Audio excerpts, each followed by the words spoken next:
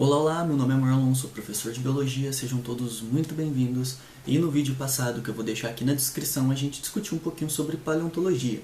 Nós vimos que paleontologia é o estudo dos organismos antigos e que, apesar de se preocupar com esses organismos, não necessariamente se restringe a eles, porque a partir de organismos atuais nós podemos ter pistas de como eram essas vidas passadas. Nós vimos que o objeto da paleontologia, predominantemente, é o que nós chamamos de fósseis, sendo fóssil qualquer registro de vidas passadas. Hoje eu gostaria de avançar um pouquinho nessa discussão e falar um pouquinho sobre os tipos de fósseis, como eles se formam. Então, se você ainda não é inscrito nesse canal, peço que você se inscreva, deixe seu like, seu comentário.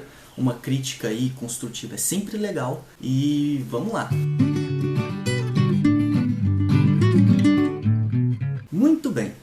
Os fósseis são qualquer registro de vidas passadas. E esses registros podem ser divididos em duas grandes categorias. O que nós chamamos de registros diretos e o que nós chamamos de registros indiretos. Os registros diretos são partes integrantes do organismo, como um dente, como um osso, como um chifre. E eles podem ser chamados também de restos fósseis.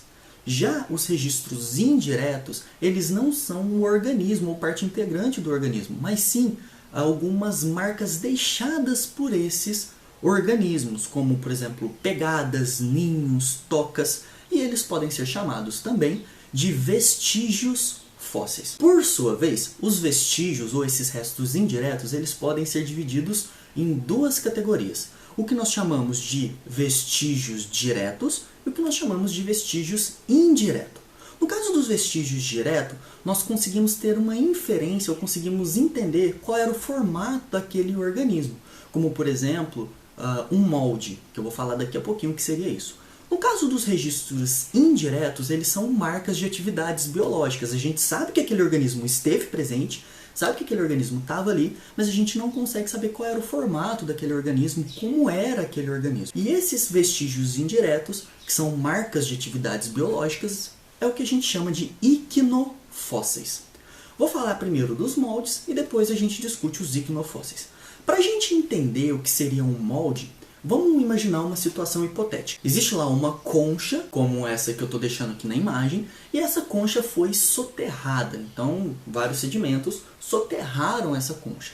Lembrando que o organismo não existia mais dentro dessa concha. A gente tem só esse registro, essa parte que é a concha, certo?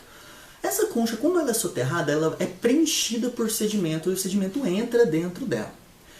Os sedimentos, ao longo do tempo, em condições específicas de pressão e de temperatura, eles passam por um processo que a gente chama de litificação, ou seja, eles se transformam em rochas.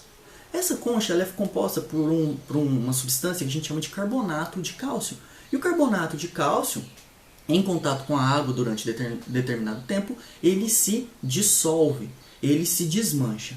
Então, nós temos a seguinte situação. A concha foi soterrada, ela foi preenchida, e aí, em contato com a água, essa concha ela se desmanchou, ela se dissolveu, deixando somente aquela marca do sedimento que entrou dentro dela. Quando essa marca desse sedimento, quando esse sedimento se solidifica, ele fica no formatinho, ele é uma rocha no formato interno daquela concha. E esse formato de como é a concha por dentro é o que a gente chama de molde. E a partir dele, é um registro indireto, porque não é o organismo que está ali, certo? Mas é alguma marca deixada por aquele organismo, como por exemplo a própria concha, e nós conseguimos saber qual que seria o formato daquilo. Por isso que a gente chama de molde. Os moldes são divididos em dois tipos. O que nós chamamos de moldes internos e moldes externos. Os moldes externos é quando é a parte externa daquele material que é moldada. E o molde interno é esse do nosso exemplo, quando a parte interna é moldada. Então o molde é tranquilo, é esse registro deixado pelo organismo em que a gente consegue fazer inferência de como era aquele organismo. Agora vamos discutir um pouquinho sobre os icnofósseis. Os icnofósseis eles são registros de atividades biológicas, ou seja, são registros de que teve uma atividade biológica, que teve um organismo vivo ali, mas que ele já não está ali mais, ele deixa ali as suas marcas. Os icnofósseis também podem ser chamados de fósseis traços, né? Ou vestígios indiretos, ou vestígios fósseis também. E como exemplo de icnofósseis, nós temos rastros Então o organismo ele passa por determinada superfície, deixa um rastro. Esse rastro ele se solidifica, passa por um processo de litificação e aí nós temos o registro. Além dos traços, nós podemos ter tubos, ninhos, podemos ter coprólitos. Coprólitos eles são fezes que foram fossilizadas, que passaram por um processo de fossilização. Eu vou falar sobre processo de fossilização num próximo vídeo, mas um coprólito nada mais é do que a fezes de um organismo que foi ali fossilizada. Além disso, nós temos estromatólitos. Os estromatólitos eles são um produto de uma atividade biológica de um grupo de organismos chamado cianobactérias. Nós não conseguimos saber o formato das cianobactérias a partir dos estromatólitos, mas nós podemos saber que elas esteve presente ali porque é produto ali do seu metabolismo. Então note que quando a gente fala de icnofóssil, a gente não consegue saber o formato daquele organismo, nós não conseguimos entender a estrutura daquele organismo, mas nós sabemos que aquilo veio de um organismo vivo. Então são marcas indiretas, são vestígios indiretos desses organismos. É importante destacar aqui que a fossilização é um desvio do caminho natural das coisas.